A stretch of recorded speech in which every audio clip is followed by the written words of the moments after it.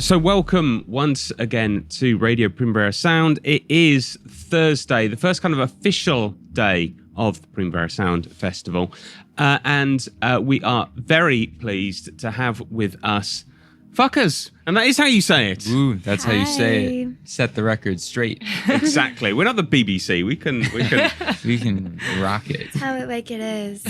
You were actually explaining the history of the name, and I actually didn't know it. So if you can say it like now for the people who like me didn't have any clue about it. Mm-hmm. Yeah, Jackson had an FCUK hoodie when we met, and I remember like when we were getting ready to put our first song, I was like, Jackson, what are we gonna call this thing though? And he was like, I got an idea, FCUKERS. And I was like, sounds good to me. Boom, you got it. That sounds very easy. Like I imagine having a band and having the right name sounds like the worst part of it. Like, yes, I can play. I don't know how to play anything, but yes, I can play. I can do everything. But what do we call ourselves? And you got the name right, FCUKERS. I have a theory about this. I won't take up all the time, but there's basically 10 good band names in the world, and the rest are all rubbish, basically. What's your favorite one? I think AC/DC is an excellent band name. That's good. Simple. Yeah. And it's like, kind of says, it's like power. Yeah. And I mean, I won't take up much time with this, but like the Beatles is an absolute rubbish band name you actually think about it. It's contextually. It's like Red Hot Chili Peppers. Yeah. It's like if you take it away from the music, it's like, but then with them, it's like, oh no, it's cool. So I'm not saying you're better than the Beatles, but you... But the name definitely a notch above. Exactly. Yeah. You are playing today, actually, which Thursday. If someone is listening in another day, they don't know which day is today. Today is Thursday in Barcelona at Primavera Sound 2026 at the SUSCRÍBETE stage, which is the most difficult stage name you can have. But everyone just types stage and they get it right.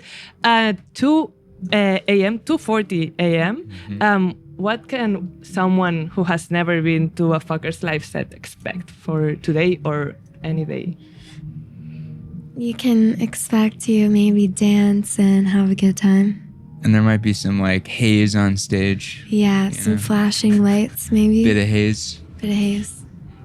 You played last year, actually, so it's 2 years in a row at Primavera Sound. A lot of my friends who went to your set were like, this is the best set. And we had at the festival, we had so much fun. What was it like for you to play last year, since I cannot ask this year yet? It was so fun. It was maybe one of my favorite of our shows ever. Yeah, likewise. This is such a special, unique festival. Obviously, everyone knows that. And it's, one of the best in the world and definitely one of our favorites. So good to be back. You have had a crazy year, actually. Well, all your career seems like it's been crazy because everything has been happening so fast. How has been this year since the last time you were here? It's been a little busy. We've been getting around, traveling a lot, and it's been really fun. Yeah, it's just, we're obviously so grateful for everything, and it's just, it's been a whirlwind, even though that I know that's like obvious answer to say, oh, it's been a whirlwind, but it's been crazy. Absolutely roller crazy. Coaster. One of the things that sort of fascinates me about you and your sound is that how did two people who are, I think, about 20 years my junior and grew up 1,000 miles away from where I did, how did you hit on so much of the same music that I was listening to?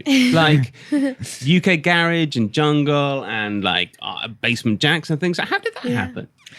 I think my dad was really into British music when I was growing up. And so I grew up listening to like Happy Mondays, Fatboy Slim, all the big beat stuff. And I think actually big beat was actually my gateway into the rest of dance music. It wasn't the other way around. It was like big beat. And then I got into house and all this stuff. But a lot of the 90s stuff, when I started DJing, I started on vinyl. And the 90s records were cheap. You could get, I remember years ago, it was like, if you went to the bargain bin, you could get all the 90s house records and all the stuff. They were like $1, $2 records. So it was really like a cost thing because I was DJing a lot, and it was like those were the cheap, you know, you could get a club hit record from 2001, you know, whereas like newer stuff is more expensive. So I think I got really into it that way in a weird way, you know, but yeah, I love that era, you know, it's a great era.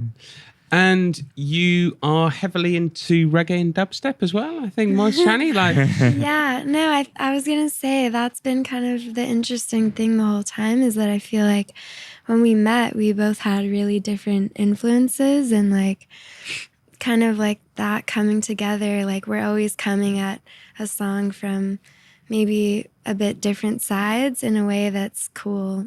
Yeah, I think it's funny because I think most people, if you listen to us, they'll be like, some of our tracks, they'll be like, oh, they're into raga, like raga. Yeah. And it's actually the opposite. It's like we are, but it more started just because I liked big beat and house and she likes reggae and dance hall. So it's more just like, oh, you know, meet there instead of like, we love this raga jungle track. Let's do something like that. It was more just like always trying to combine disparate kind of influences. Yeah.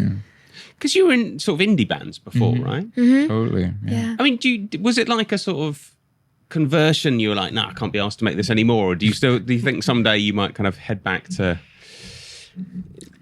I mean, I think, yeah, I don't know. I mean, I like to write in different styles all the time. And I think like at that time when we met, I kind of wanted to try something different. I know Jackson too, like in a similar way. Like when we met, we both were starting to like experiment with making electronic music.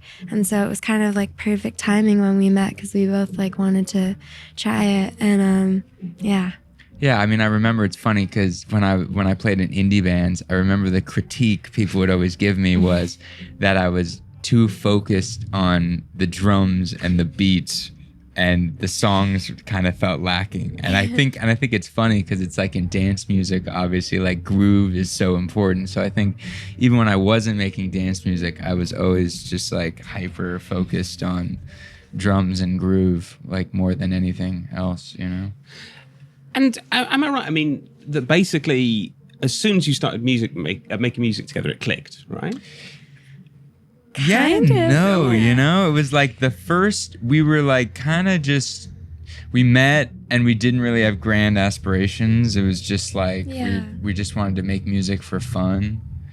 And it didn't, I wouldn't say it immediately clicked. Yeah, I feel like we were really like awkward and shy at first. And it took a couple months of us just kind of screwing around to like finally hit upon something, you know, and then we felt like, I don't know.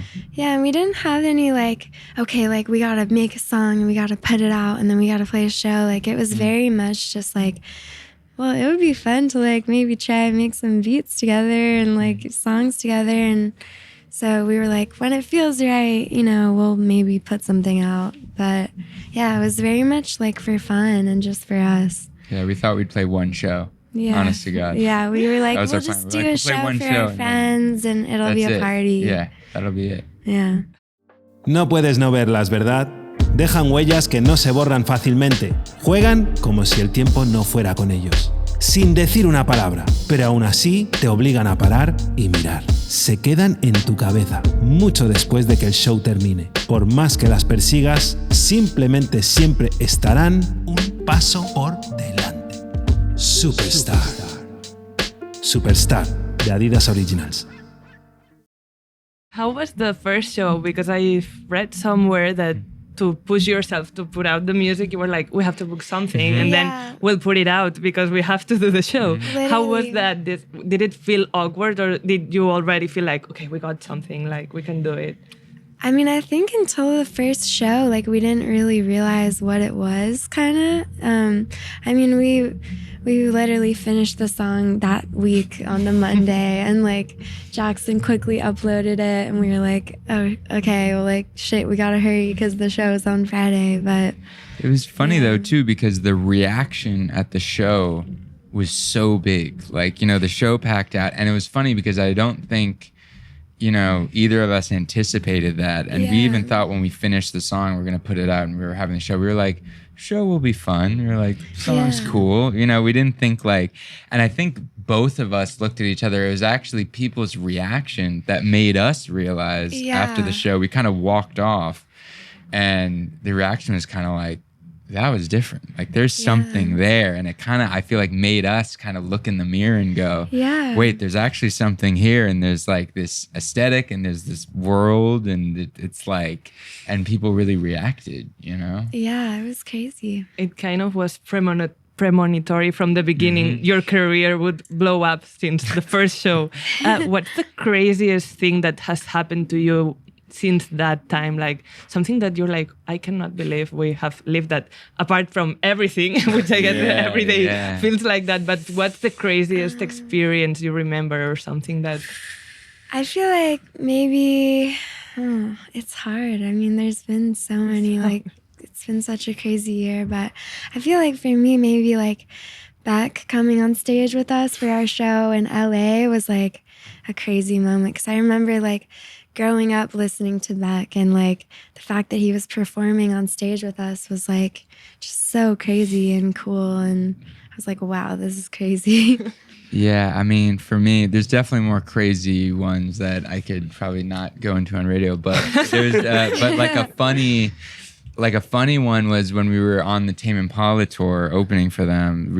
One of the shows was in LA, and the backstage was like very confusing, kind of to like find where the green rooms were, and we were kind of in this like temporary green room because we were the support band. And I went to go to the bathroom, which was like not in our green room, it was like down the hall. And I come back and our drummer turns to me. He's like, you won't believe what you just missed. He was like, Bono and the Edge were lost and came through the room because our room had a door on either end. Like it was kind of a gateway room. And I was like, I can't believe I missed that. Like, man, I was kicking myself. I was like, ugh, you know, I would, you know. And then 5 minutes go by, the door opens again. It's Bono, The Edge, and Chris Martin. The three of them together. And then they turn and they're like, we're so sorry. Like, we're lost again. We just need to cut through. Like, is it okay? Like, I'm like, it's okay, man. Yeah. And The Edge just turns to me and he's like, we're from other bands. You know, it's like, yeah, I know. You know, whatever. But yeah, they walked through. But that was crazy. Seeing the three of them together was kind of like wild. Just like cutting through, you know. Did you say, yeah, we're in a band as well? Yeah, they were very nice, honestly. I was like, yeah, you know, even Chris Martin was like, oh, are you sure it's okay? Like, but I was like, yeah, it's cool, man. You know? Imagine being like, no, what the fuck? You're in my room. No, get out. Please don't get out. The green room. Well, no, it's fine, but you owe me a collaboration now. Yeah. Law. Yeah. I don't know. It sounds to me, when I listen to your music, it sounds to me like you're having a really good time in the studio. Is that true? Like, definitely, yeah. If we're not having a good time, that's a bad sign. Yeah. You know, so important to have I feel like there's a lot of like laughing going on when we're making stuff. Mm-hmm.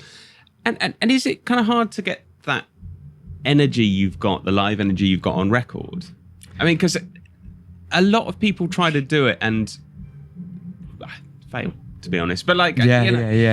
I don't know, is it hard to do? Like, I think we've never looked at it going that way. We've always been a studio first and then live band, which I think is like different, you know, and I think it makes it more freeing. We actually, I think we've always just been like, make whatever we want in the studio and then we'll figure out how to do it live, you know, and sometimes it takes a minute to like figure out the best way, but I think we've always kind of left it so that there's no constraints, you know, in the studio. Like we could do whatever. Yeah. You just put out, your first album, actually, because the last one was an EP, even though some people felt like it was the album. Yeah. Have you felt like a lot of pressure putting it out? Because you already had like the fan base before the album. So or you didn't have time to think about that? It's like we have to put it out, and you cannot like just be in your head. But I think I would feel a bit of pressure. Like it went perfect, but you didn't know that before putting it out. Yeah, no, it was immense pressure. Honestly, like there was a period where I was like losing my mind. I was like wanted to pull my hair out. Kind of vibe, because I felt like we were in a weird position where the EP got treated like a record, basically, in terms of press and fans, and we were touring for a year and stuff.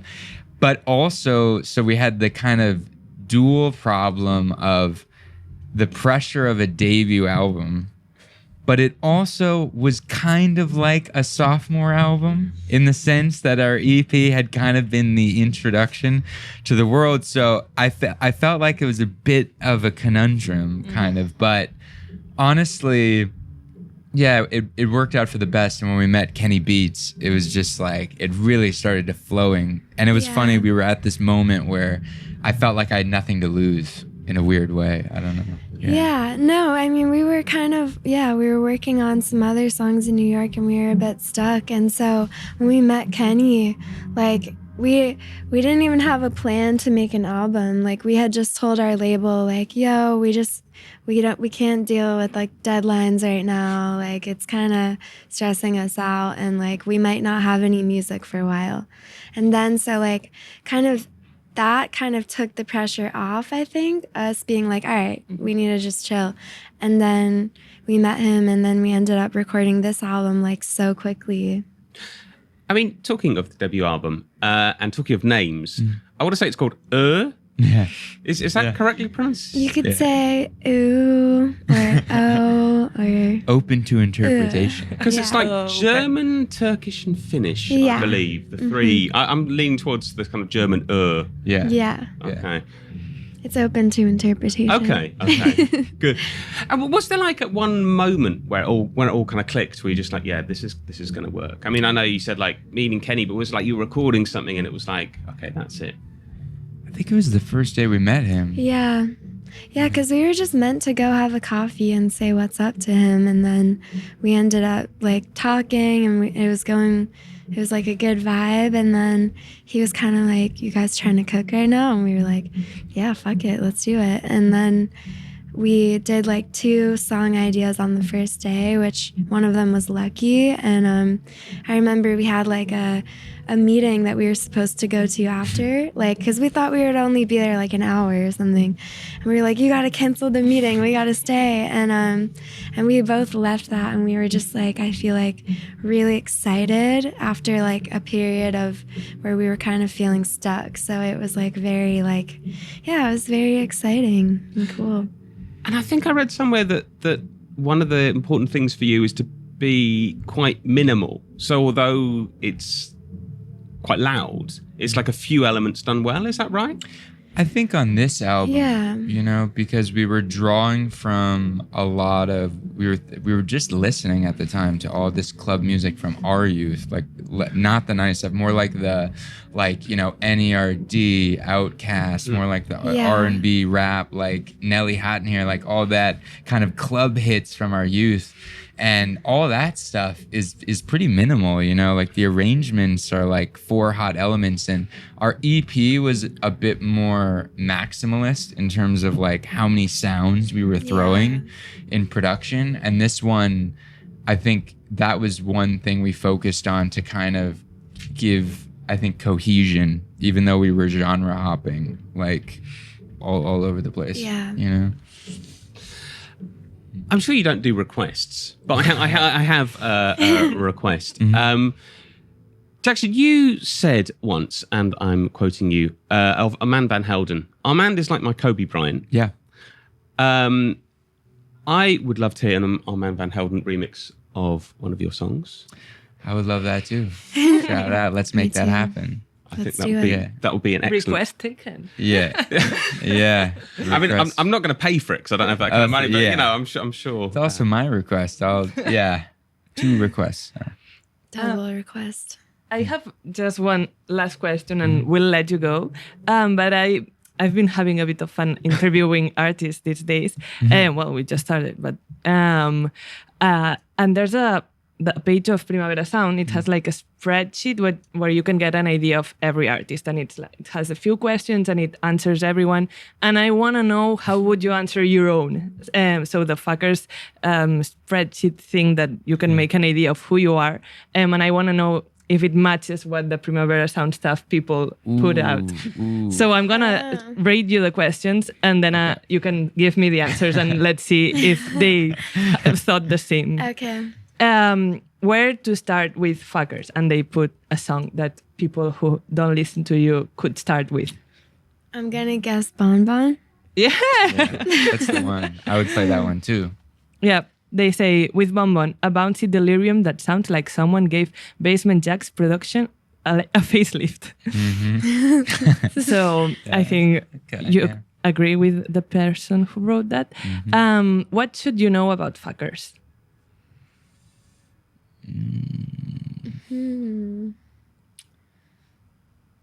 I don't know. I feel like it's a weird question to answer, like about yourself. You know? I just put you in I like Hamon and like the beach, long walks. Long walks on the beach. They said someone wanted to describe their music as what Charles the dog boy from Daft Punk, the funk video, would be listening to on his boombox if he were walking the streets of New York today. 10 out of 10, pure in this list. Wow. That's what people should know about you, apparently. Okay. All right. Cool. You take it. Yeah. And last one, you like them if you like, and then they just said a few things. If you like it like that. Hey. That's a good one. They should That's change. right. Yeah. They said, if you like the golden age of DFA records, remembering where you were when you first heard The Strokes, and still having a tumbler in your favorite bar, and snow strippers. Okay. Yeah. I like the way it goes so practical at the end. It's like, Yeah. and snow strippers. There we go. Yeah. Well, it's been a pleasure having you in the studio. Thank Yeah, you thank so you much so for much. coming. We cannot wait to see you tonight or this morning, depending on how you phrase it. And we will party until you say so. Yeah. Right on. Exactly. When you say stop, we'll stop. Exactly. You've got us. Because I absolutely. think I will go to sleep. I don't know if you want to do Never that because stop. I don't think we're going to say stop. Never stop. Never stop, really. We won't stop until next year when you come back. There I we think go, we'll do there the we third go. year in a row. There we Perfect. go. Thank you so much for Thank you stopping so by. much. Thank you guys.